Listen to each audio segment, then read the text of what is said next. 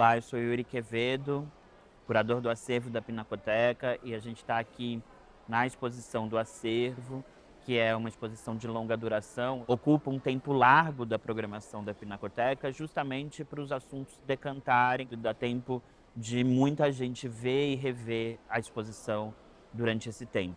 O retrato da Djamila Ribeiro, pintado pela Pamela Castro, é uma obra muito especial dentro do acervo da Pinacoteca. Ao pintar um retrato de uma outra pessoa, e a Pamela fala sobre isso, ela de certa forma está pintando e construindo uma imagem de si própria. Um dos grandes eixos da nossa coleção são os autorretratos. E nessa sala, que chama Corpo Individual, Corpo Coletivo, a Djamila Ribeiro está numa parede onde tem uma série de trabalhadores, né? Ela é, de certa forma, um ponto fora da curva e que traz uma modificação muito bem-vinda e muito especial, né? É uma mulher sentada, que não está fazendo nenhum tipo de trabalho braçal, não está cuidando de casa, mas é o retrato de uma mulher intelectual, de uma filósofa.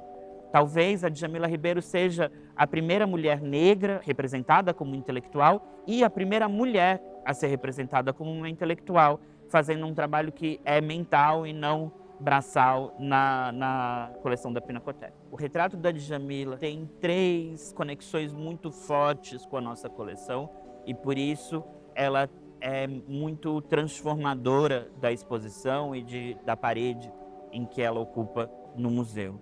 A primeira é o fato dela ser uma representação da própria artista, como a Pamela Castro diz, a partir do olhar para o outro. Ao representar um indivíduo, né, a Djamila Ribeiro, a Pamela Castro está representando toda uma coletividade. Num segundo momento, a gente tem a representação de uma mulher negra intelectual, uma situação completamente inovadora e inédita para o nosso acervo, o que faz com que mais pessoas, né, que venham ao museu e que são a grande maioria da população brasileira, mulheres negras, consigam se reconhecer nas paredes do museu. Em terceiro lugar, essa pintura é também uma parte da história da Pinacoteca, né? Porque a Djamila Ribeiro faz parte do conselho de administração hoje do museu e o seu retrato conta também uma história da instituição.